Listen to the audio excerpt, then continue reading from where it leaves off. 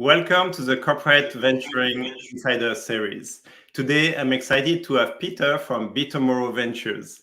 Peter, welcome. Hi, thanks for having me, and thanks for letting me join your Corporate Venturing Insider Series. Thank you very much. Peter, as always, do you mind maybe sharing a few minutes about your personal journey, which I know is very different from most, into corporate venturing? Yeah, so I'm not your typical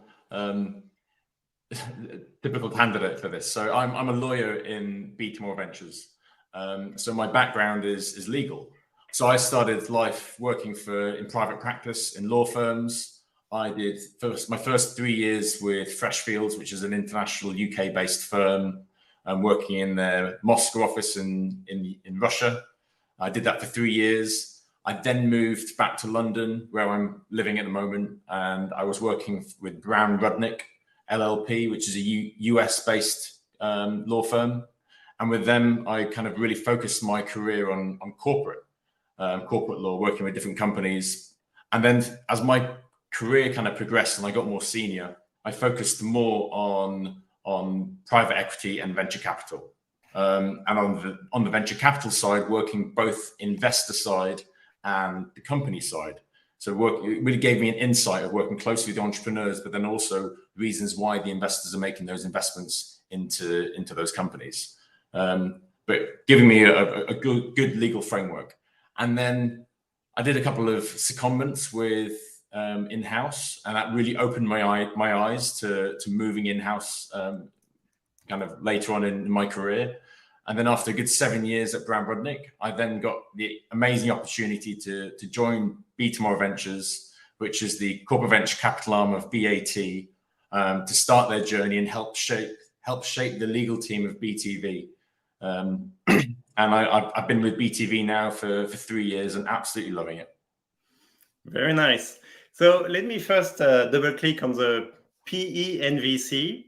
So from a lawyer's point of view, how do you see the difference between private equity and venture capital? So private equity was bigger numbers. You're working in the hundreds of millions, even billions, and it's a different game, really. The private equity ecosystem is much more of I'd say a big boys club, whereas in the venture capital you're working with innovative startups with founders, which are really inspirational, which are trying to change the world. And that's what I really love. And hence why I kind of pushed my career into VC and then ultimately to the corporate venture capital. Very nice. And then maybe for some of us, including me a few years ago, sometimes we want to recruit someone to be our in-house. And could you walk us through the motivations for wanting to move in-house, and how we can, like the president of a CVC, motivate someone to join a CVC? Well, the easiest question is that you get given responsibilities and you're able to make those commercial decisions. So when you're working in private practice, all your clients, like VCs or companies, they're telling you what to do. Oh, can you draft this legal document? Can you amend the shareholders agreement? Can you advise us on how to deal with this shareholder dispute? What IP rights do you think we should get here, and where should we position our IP strategy and trademark strategy? Whereas when you're on the company side or the investor side, you get to make those decisions. You get to tell the lawyers, your external counsel, what to do, and you get to strategically direct the companies to growth and expansion, which is a much more exciting role for myself than being on for the private practice side. So I'm not sure I could see myself going back to working in a law firm. Which means you enjoy what you're doing today. I do, yeah. So let me double click on the strategic value or the strategic work. Here you join BTV. So I'm going to say BTV because you also said BTV. So you joined BTV at the very beginning, which means you probably had a good influence on the strategic, including the fund's investment strategy. So can you talk about how it started and what was your influence and how your background helped to shape the investment strategy? Well, I think maybe take a step back first and look at the corporate BAT. So BAT is British American Tobacco, an international FTSE 10 company focused, it's big tobacco. So it has all of its big combustible brands like Pall Mall, Lucky Strike, Dunhill. More recently, it's moved into its new category products. So vaping, it's got Vuse as its brand. In heated tobacco, Glow is its brand there. And then modern oral and nicotine products, and its brand in that is Velo. But BAT is on a mission to build a better tomorrow. It sees that nicotine sales are kind of declining around the world, and it's facing challenges in the market, not just in terms of sales, but tougher regulation, and also the consumers wanting to avoid the health risks and get something else out of these products. So BAT is kind of on a transformational journey at the moment. It's still focusing in these kind of in the combustibles market, but it's finding these new spaces where it can kind of entertain and enhance the consumer need states. So with this, it's building a multi-category portfolio in different spaces, and looking at products that can stimulate the senses of adult consumers. So that's where BTV steps in. BTV has built, it's brought in kind of experts in this space looking beyond nicotine, so it can do a test and play in the market. So it can make minority stake investments across the globe in all these different sectors, looking at kind of food and beverage in the food and beverage space, but that have a functionality aspect to them. So we've been making investments in like caffeinated chocolate bars, or CBD and cannabis related products, looking at other actives like nootropics, adaptogens, melatonin to help relax the consumer. So there's quite a big space here where we're doing the test and play, making multiple investments in this space to help transform BAT and build its kind of a better tomorrow strategy. So that's one side of BTV, where we're helping transform BAT. The other way is capability investments, where we're looking at existing processes that BAT are doing, and then finding innovative startups where we can help enhance these processes. So as an example, looking at supply chain, ways we can improve the supply chain within the corporate, looking at ESG, making BAT a more sustainable way of running its business, whether it's better packaging, sourcing more sustainable materials and products. So it's a fun place to be, doing a lot of work in the new sciences space, new technologies, new vaping technologies. So we have a very broad investment remit, and being there from the very start of BTV's journey, we've been building the relationship with BAT as our corporate, and then also the startups, and then finding ways we can help collaborate and bring the startups and the corporate together to help kind of push the startups for growth, but also transform BAT. Very nice. So actually one golden nugget already is that you have a dual mission.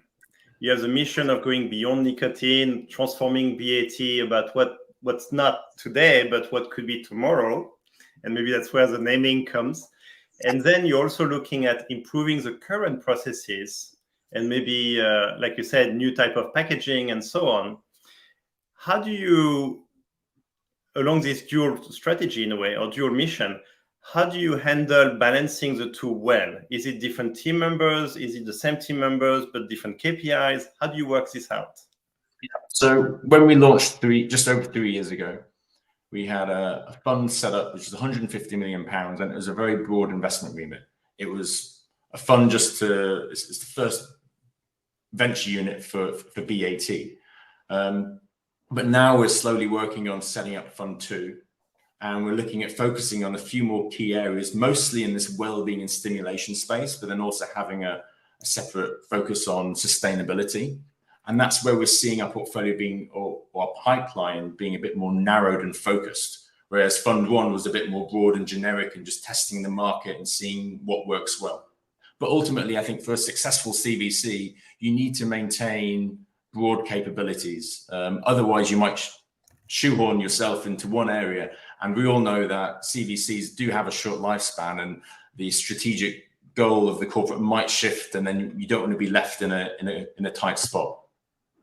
I see. So I think it's interesting because you're talking about the balance of being too focused, like your fund two is going to have a very clear focus, but you don't want to be shoehorned. Yeah. How do you build that balance? Well, it's just making sure that your investment agreement is broad enough but focused. So I don't know. It's just working with the investment team, with your stakeholders within the corporate, to ensure that the strategy of the venturing unit aligns with that of your corporate. Okay. And just maintaining the communication, so it's ongoing on both sides, because you do also see a lot of CVCs that end up being a little bit too independent and kind of set on their own, and then it doesn't work out as well for them. Yeah, I also see that. You need to have some independence, but you also need to leverage what I like to call the superpower of the mothership and make sure there's a strategic fit. Exactly. So it's a hard balance to navigate. Which actually makes the CVC work so hard in many ways. Let's talk about superpower. What do you think is a superpower of BTV towards your portfolio companies and entrepreneurs you meet? I would say the team is a good superpower at BTV. Most of the team came externally through hires, so they're all specialists in their areas.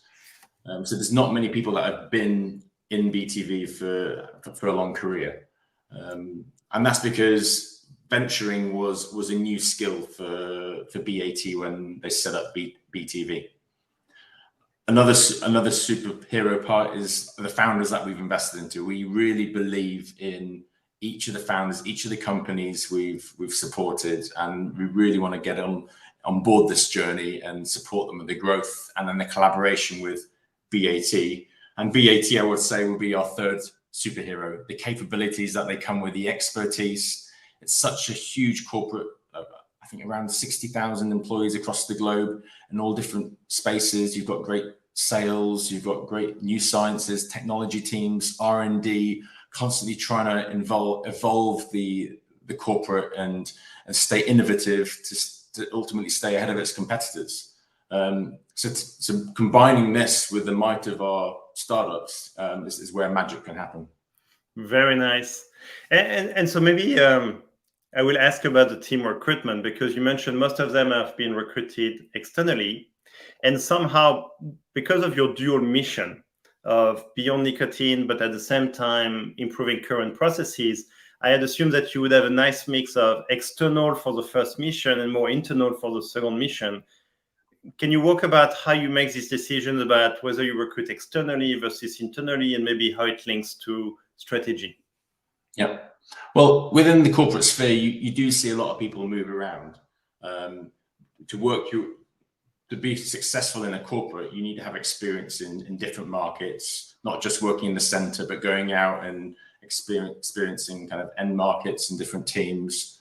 And that also comes with BTV. So we've had a few people come across into BTV from other teams within BAT, whether it's M&A, whether it's part of the graduates program that we have, because you want to share the knowledge and the exposure we're getting to the startups and the kind of the innovative ways that we're working. So it's a balance from internal hires and then also utilizing the external specific expertise that you need for a successful CVC. And maybe subtext to that is, to be a successful CVC, you need to have in-house, inside the CVC, deep expertise. You can't just rely all the time onto your mothership. Yeah, okay. Definitely. So maybe for the audience right now, how many portfolio companies do you have? And if you were to say how many are for the first mission beyond nicotine and how many are for the improving the current processes, what would be the balance? Yeah. So we've made, as of this week now, we've just closed 2 new investments over the past 7 days. We've got 24 companies in our portfolio. We've had 3 successful exits. and continuing to grow that out. We've got a few coming up in the pipeline. A lot more focus now since we're a bit more established on portfolio management and running follow-on investments. So we've constantly got follow-on investments lined up to support the existing portfolio. And the split between our well-being and stimulation beyond nicotine portfolio and the capabilities, I would say, is about 50-50 at the moment. Very nice. Okay. Now, you mentioned about follow investments. Clearly, you've been doing it for 3 years, and you start to have this coming quite a lot. Did you have a reserve strategy, and how is it working out? Yeah. So we've left room in Fund 1 to support the companies that have come through in that first fund. And then the Fund 2, which we're working on, will hopefully be a bigger pot of money where we can make larger scale investments, but also continue to support Fund 1 and Fund 2. Okay. And what's your strategy for follow-on investments? Clearly, you don't do every time, or maybe you do. It all depends on the strategic alignment with the corporate. So if there's a reason why BAT wants to maintain connected with and linked up with that company, say we still haven't fully extracted the best capabilities, the business into the BAT system, then that's number one. And then number two, from a financial perspective, obviously we're a venture unit, so we want to get a good return ultimately. So we need to make sure whether it's a sound decision from a financial perspective. So continuing doing our due diligence on the company, seeing how the market is reacting, and then supporting them financially if they need that.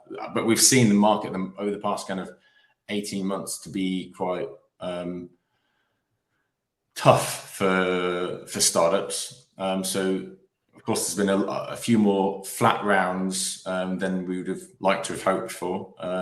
But being a CVC, we're here to support. And if you look at CVCs in general, there's been, if you compare it against the venture capital funds, the amount invested is not nowhere near as down as VCs. I think it's only down 2% from what I last heard compared to VCs, which is in the dozens of percent.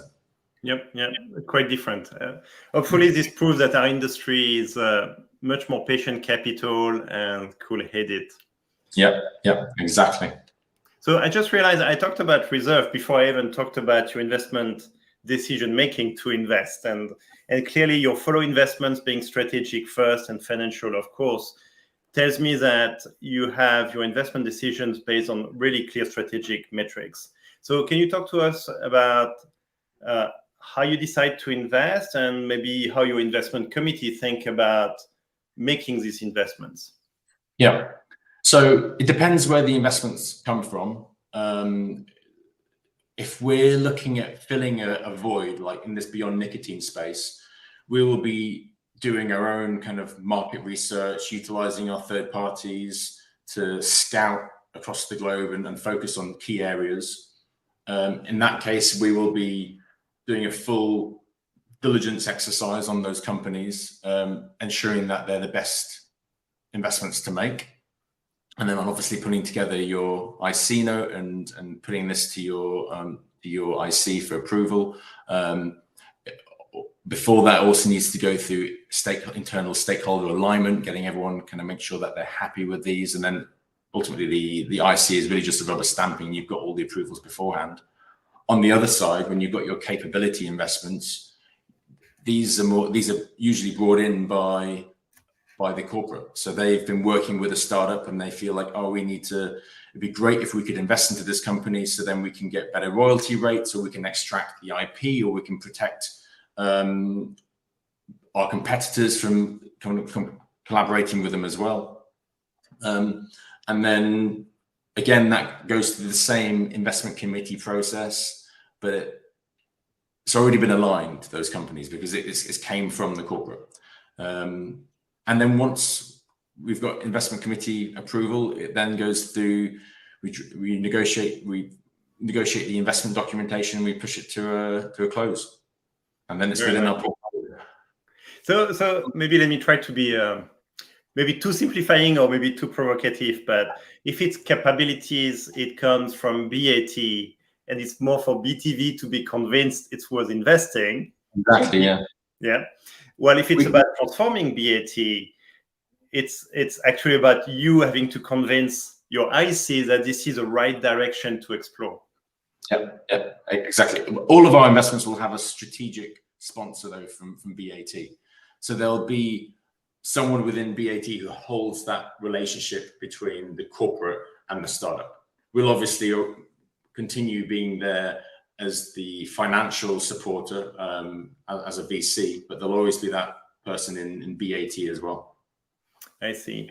And maybe you can talk about BAT a little bit, about how it's structured, but in some companies, you would have the well-being being one topic of only one business unit, but maybe it's structured differently in BAT. So can you talk about how BAT approached this transformation to the future? Well, it's derived from the top up, really, from the top down. Sorry. So the decision has been made that we need to diversify and our portfolio and look into new spaces beyond nicotine. And then they've set up a whole business unit to manage that. And then BTV is helping, being one of the catalysts to spur that transformational journey. I like the term catalyst to the journey. Very, very nice. Now, I want to double click also about portfolio management, because now you're 3 years old, you have 24 portfolio companies. Some of them are 3 years into your journey. How are you building the team for that? And how do you make sure that you bring the value, the strategic value, and you extract some of that strategic value also? Yeah. So at the start of BTV, we're building a portfolio. So we had something called BTomorrow Labs, which was our accelerator program to help build a platform to bring in startups into BTV's ecosystem. We ran a number of different accelerator programs across different spaces, whether it's kind of beverages, food companies, whether it's in science or ESG, and you run different cohorts. And then we identified how we could work with those companies and help them grow and expand. And then it gave those companies kind of realization, actually, BTV is a good partner to work with. Let's agree to get investment by them. Because to begin with, we had no reputation in the market to make any sort of investments into these spaces. So we had to bring in and persuade them and show them that BAT can help spur this innovation and growth for the startups. Now, over time, that we've now built a reputation in the market, and we've built a portfolio. The labs program is kind of evolving to manage and maintain support to our portfolio companies.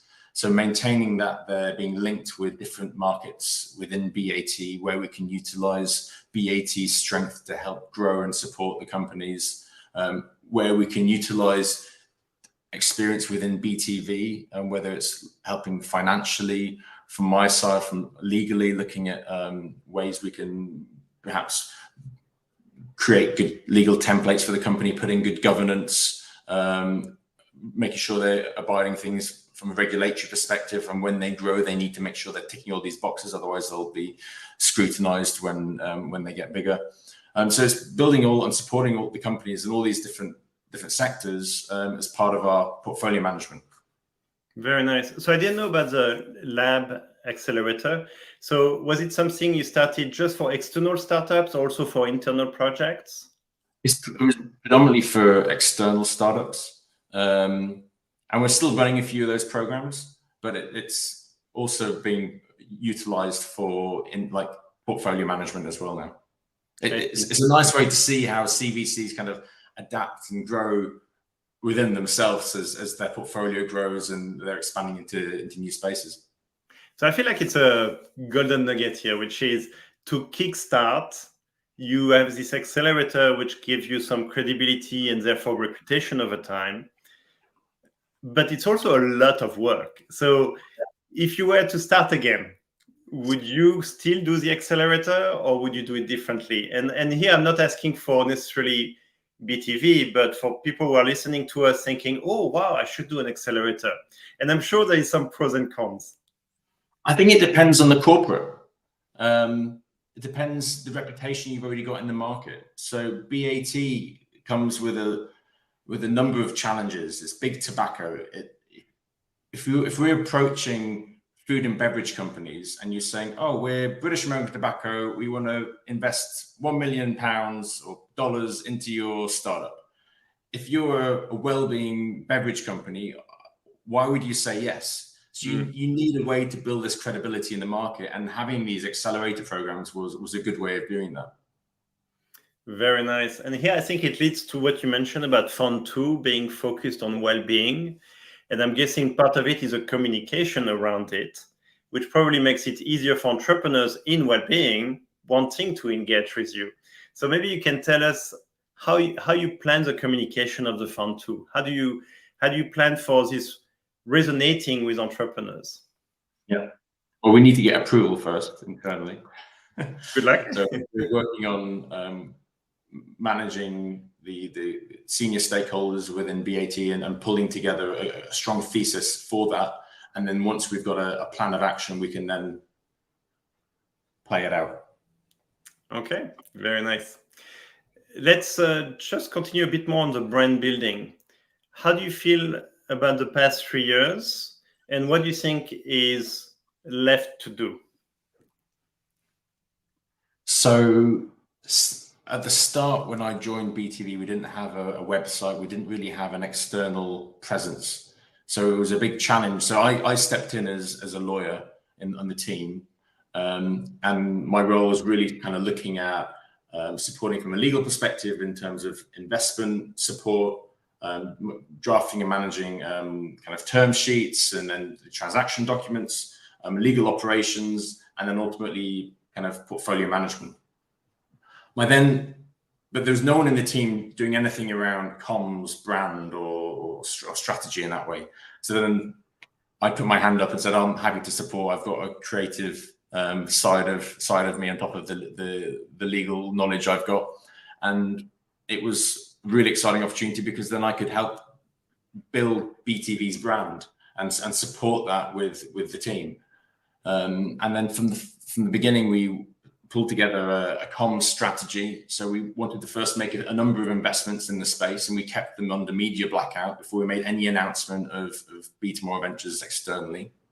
Once we had those portfolio companies, I think we had about 12 ready to launch. We then came out with social media platforms. We're looking at LinkedIn and Instagram. Instagram, because most of our brands are sat on the Instagram platform. So we wanted to be seen alongside the companies we're investing in.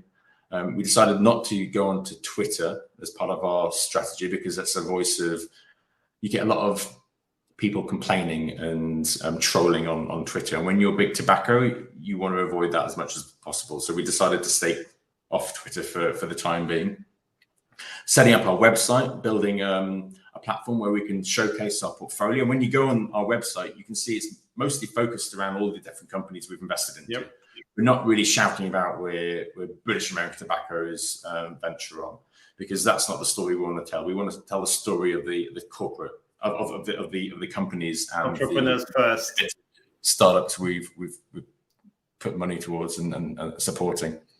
We've set up a monthly or like a newsletter as well, and then it's also running events to help spur innovation and collaboration between our portfolio and other kind of experts we have in the venture capital market.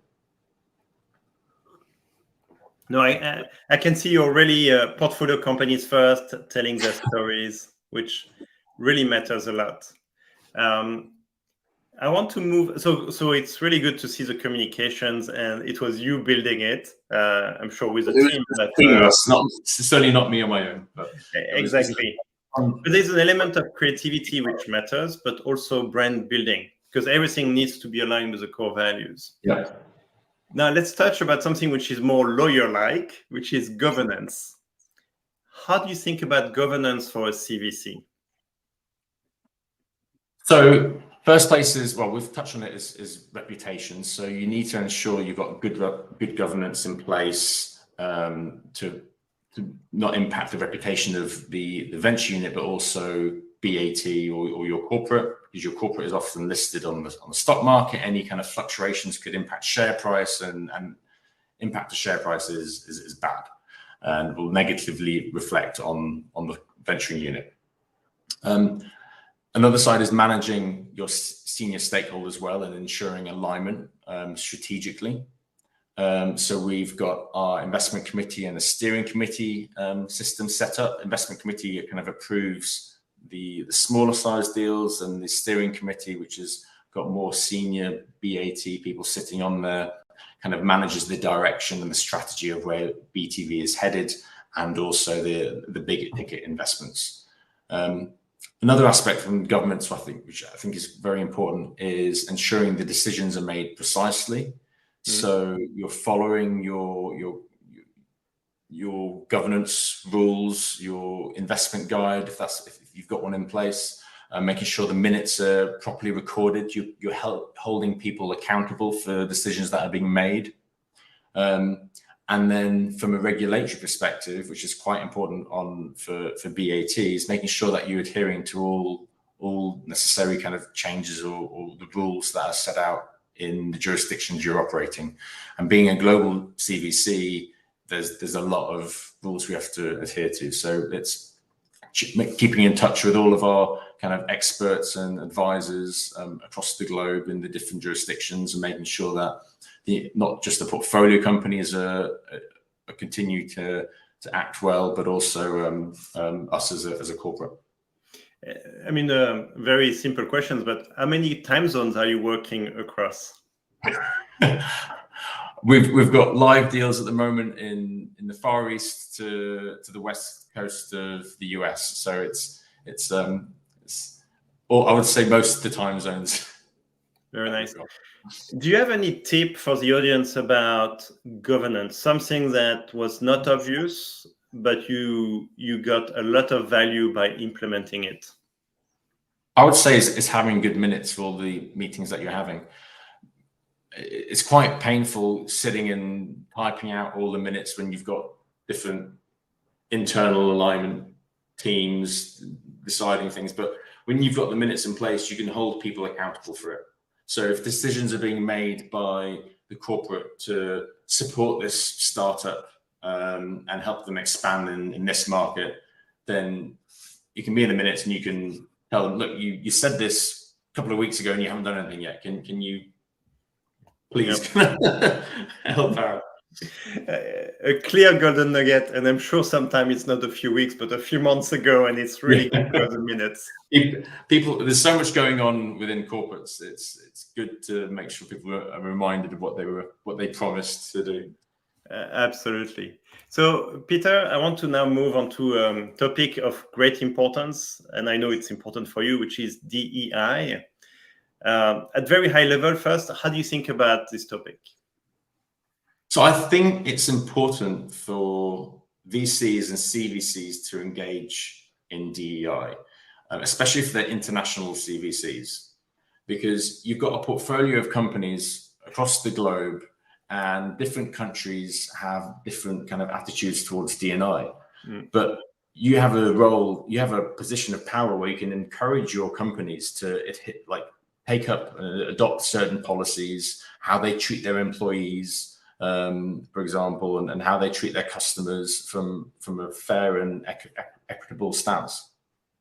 So at BTV, we approach this in a few different areas. One way in the internal policies that we have, making sure that they reflect good DEI processes, the way we recruit people into the team, applying like unconscious bias, when you're looking at CVs, asking the recruiter to strip out kind of anything which can indicate whether they're female, what their sexual orientation is, what their race is. So you're hiring people purely on them being good at their job, not who they are. Looking at training, rolling out training, DEI training processes to your team and your portfolio. So portfolio management comes into this play as well. But also looking at pipeline, working with your investment team and how to build an unbiased pipeline and a diverse pipeline, helping support female founders or founders from ethnic minorities.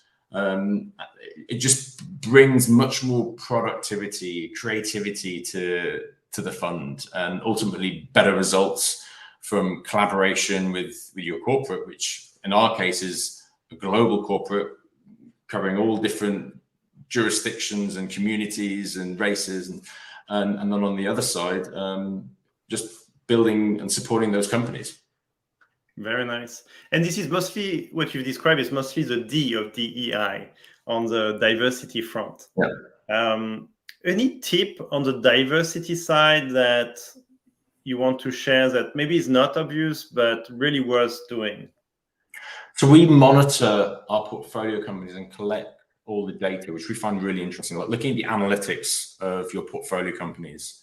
So we circulate and this isn't compulsory, it's a voluntary kind of set of questions, a questionnaire we circulate to the companies, which ask them, do they have any female founders or female board directors? What are they doing in terms of their D&I strategy? What policies have they put in place? And then we can really utilize that data to help us focus, and we'll see where we can grow and expand our capabilities and support. Very nice. If, for example, not many female directors on the boards, maybe it's our place to start placing non-executive directors who are female or from diverse backgrounds onto those boards to help them. I really like it. And I'm assuming this is some kind of anonymous survey, but per portfolio company? Exactly, yeah. Yeah. Actually, let me deviate from my normal way of interviewing, where I'll give you a tip, because I think it's a good tip for everyone in the audience. There is a tool called Gender Decoder. And every job descriptions we go through that Gender Decoder. And yesterday, I pushed back to one of the job description for TDK Ventures, because when he goes through the Gender Decoder, it comes as male dominating, which means that, and the concept is that if a female candidate was to read the job description, they would maybe not apply, versus apply if the Gender Decoder was to say, this use the right words. And so that's a tip which is not obvious, but for your job descriptions, when you recruit, you don't want the good candidates to filter themselves out because they don't like the way it's written. No, that's a great idea. You also have to be careful not to positively discriminate when you are hiring. You can't choose, well, in the UK, you can't choose someone because they are female or because they are of color. You can only positively discriminate when you have two candidates who are exactly the same in terms of paper and qualifications. That's why I think it's important to strip out any ways you can identify a candidate on the CVs and their applications, and then you're really choosing people solely on their capabilities. But it is a very hard market to bring diversity into the team, into any VC team, because ultimately it is more of a male-dominated workforce. Or pool of talent you can tap into. Yeah. So it's hard to get the right balance in CVCs. Yeah, I'm seeing it right now with our investment director recruitment in London, where it's much more than a big majority of the candidates are male. So we see that in the numbers. Now I want to move back to the portfolio building, and especially when we think about CVCs, some CVCs have a strategy of acquiring in the future. How do you think about it? Sorry, say that one more time. So when you're building your portfolio, there may be some startups you invest in, you already have in mind to acquire the startups. Some CVCs do that. I'm not sure if BTV does that, and if you do that, how do you communicate this process? So I don't think you should be communicating with the startups at an early stage that you're going to be acquiring them, because then they will change the way they act and the way they operate going forward, because they'll be solely focused on being acquired and making sure that they're kind of keeping the corporate happy. That means they will lose their competitive edge in the market, and they ultimately won't be as successful as they truly can. So we don't go and tell our portfolio companies, oh, we see you as an acquisition target. We go and tell them, if you can perform well and if you can hit certain revenue targets, you'll be considered as a potential acquisition target, but you need to perform, you need to show that you're capable of being successful. Yeah. And we'll obviously help those companies on the journey. That is a golden nugget. I agree with you that you don't want to anchor startup and the entrepreneurs into a path which may or may not turn out to be true. Yeah. Now, having said that, do you sometimes invest knowing that this could be an acquisition? There's always that in the back of our minds, thinking there could be an acquisition here. We actually haven't made any acquisitions of our portfolio companies. The 3 successful exits that we've had have been where we've utilized those capabilities, where we've implemented that business into BAT. It's now sitting within BAT and it's working really well. And then there's been an opportunity where the company has now exited. It's been acquired by a third party, and we were happy to say, yep, we're happy to exit. We left with a nice profit from our initial investment, and we were able to move on. But still, you have that company sitting within BAT or their capabilities, and they're really good exit opportunities for any CVC. We're always looking for a good potential acquisition target, but that hasn't come across yet. But we're still relatively new. We've only been kind of investing for 3 years, and you normally see your typical exit strategy to be between 3 to 5 years. And it's also been a tricky market at the present. So yep. I think maybe in a few years' time, let's have this discussion again, and we'll have a few exciting acquisitions we can talk about. I look forward to that. So maybe you can talk about which stage you invest, because indeed you've been investing for 3 years, and some of these companies you invest in have actually all of them have a strategic angle, which also implies integration with BAT, like you said. Can you talk about what is the early stage or not you invest in, and what is the stage of the startups where the integration works best? So we invest across the different kind of sectors or timelines of a company. So we've done a few kind of pre-seed investments. We just closed a really exciting investment with a startup which takes seaweed and turns it into plastic. And this is one of our newest ESG investments, looking at bioplastics and to work in sustainable packaging for our corporate. That was a very early stage investment where we just running a trial and a proof of concept, seeing if that plastic can work well with our packaging capabilities.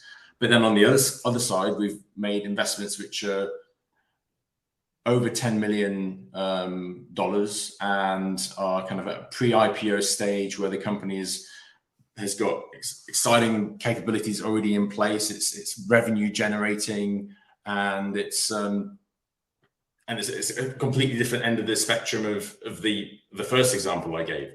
But again, we're collaborating with those companies, and we're seen as being one of a strong customer via BAT for those companies. And any tips or best practice about how to make the integration work well?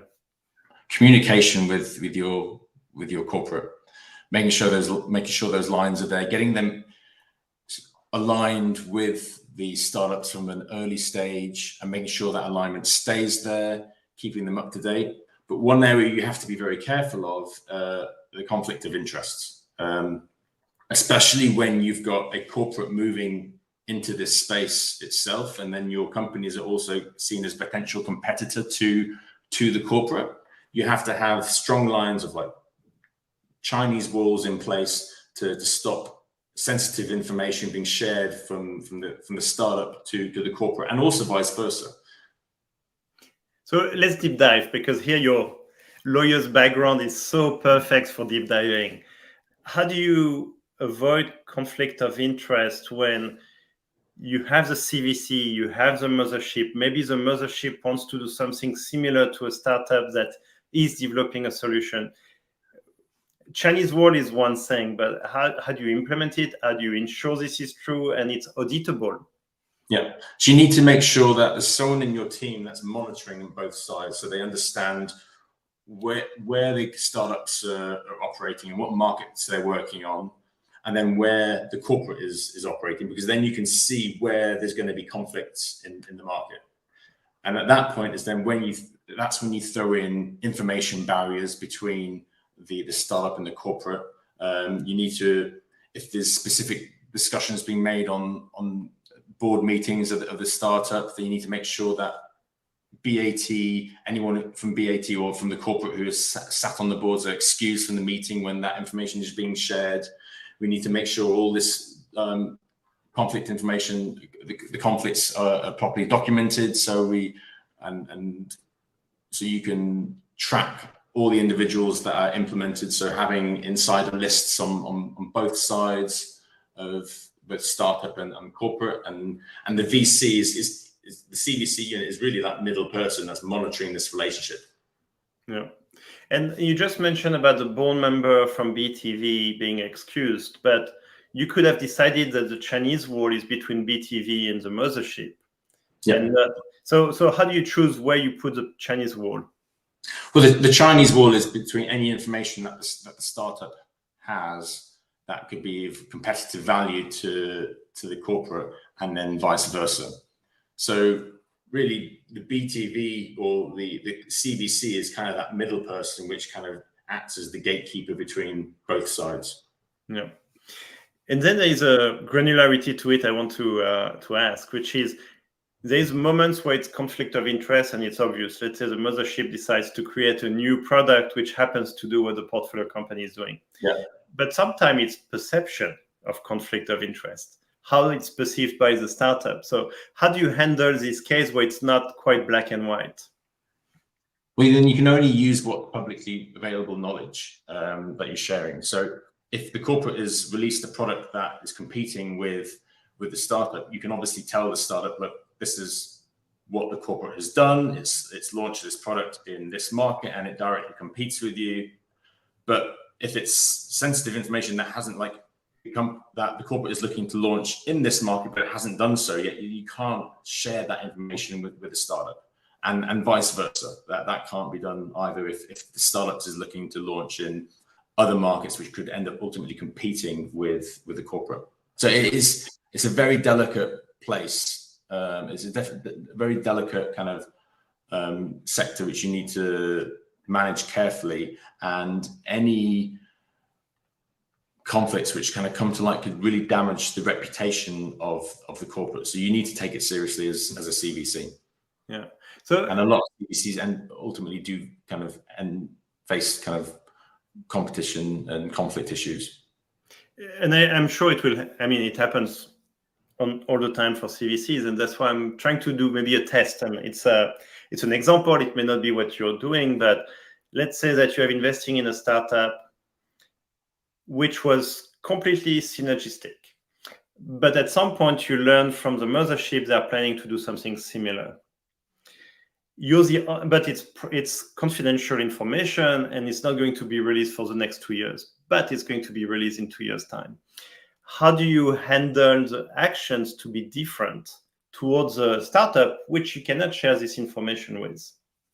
You can't change your actions with the startup, because that's the information that is of competitive value to the startup, or vice versa. You just need to you understand that's happening, but you need to bury that information and not share it with the other side, or use that information to deviate the startup or the corporate into a different area. Okay, I think that's already a golden nugget, which is don't act like if nothing was changing on the mothership, but of course, I'm sure document everything, the Chinese wall in place and everything to protect yourself. Exactly. Very good. Now I want to move to what you call the ESG battle of minds. Tell me more. So Battle of Minds is a competition that BAT set up a number of years ago to find students and graduates across the globe with innovative business ideas, and then to pitch those ideas to BAT, and then ultimately find a winner that wins a investment or like a cash injection of £50,000 and kind of recruit and kind of job opportunities as well with BAT.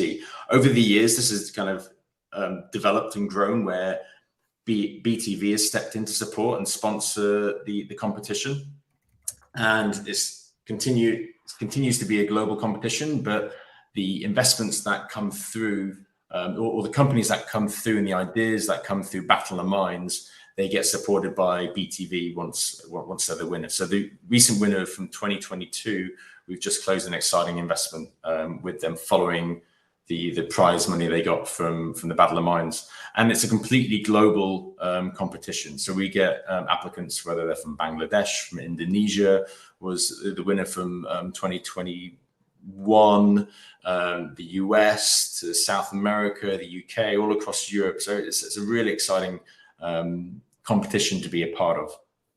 And is that awards money? Is that engaging with the BAT? I mean, is it equity? So at the moment, the prize money is just cash. Is really seen as like a gift, as a prize. Mm-hmm. We'll see if that kind of works going forward. But the winner from last year, we thought they did so well that we've made an additional investment into that company for equity. But so all the Battle of Minds is all focused around ESG. So we set specific challenges each year that the candidates have to come up with these ideas. So it's good for BAT, but it's also good for pipeline towards. It is, yeah. Brings a lot of innovation into the pipeline, and also working with these kind of graduates and students is also quite rewarding. So with the value it brings to BTV, is that something where you're involved, you're part of the jury, you're part of the process, or is it independent? So we've got someone from BTV as part on the global final judge, but then we're also there kind of partnering with BAT on deciding what the challenges, what the topics are for the competition, ways we can help run a few programs for the contestants. So they go through different stages. They start on like a country scale. The winners of the countries then go to regional. They'll go to a regional final, and then there's a global final. When we have a group of finalists, we will then take them and put them through like a short accelerator program where we can build their pitch skills, help refine their ideas. We're working with an external party as well to roll out that training. And then it comes to the grand final where hopefully all their pitches are even more polished, and we get a really exciting kind of 10 to 12 companies that are pitching towards us, and we get to choose the winner from. I like it because you can even mention that some of the winners may receive investments from BTV. Yeah, exactly. Though, yeah, we've had one winner so far that's received investment, but we're also keeping eyes on not just the winners, but the runners-up that come through. They also get prizes in the competition. So the next grand final for Battle of Minds will be in about a month's time. So we're excited to see who's going to be the winner of that. Very nice. And the next time that startups can apply will be what time frame? It's around April, May time of each year. The startups or the students will put forward their applications. We'll announce what the challenges are, whether it's circular economy or looking to improve kind of sustainable packaging or new energy sources. There's always different exciting challenges that we put forward, and the mixture you can choose from. But the applications go in around April, May. The decisions are then made from those applications in May, June time. Then they'll have the first round of pitches to the regions, and then ultimately by the end of summer you'll have a grand final kind of lined up, ready for the big event in October. Very nice. I think you're giving me an idea I never had before, so I will definitively think about it. It's good fun. Yes. In the last few minutes of our interview, I want to talk about maybe the super value you bring to your portfolio companies. Maybe you can give an example of one startup you invested in, and because of all the superpower coming from BTV and BAT, you really helped that portfolio company. So all of our portfolio companies have that strategic alignment. So there's different ways we can support them, whether it's through capabilities of legal, for example, having them put in place like manufacturing agreements or templates, to finance support, helping them get their annual, like the finances in good shape and order whilst they continue to grow, to utilizing the might of BAT and helping spur scientific innovation, to collaboration, launching them in new jurisdictions. We've some of our consumer brands that we've worked with, they're based whether in the US or the UK or Canada. We've utilized BAT's kind of global marketing capabilities to launch them and introduce them to other new key markets across the globe.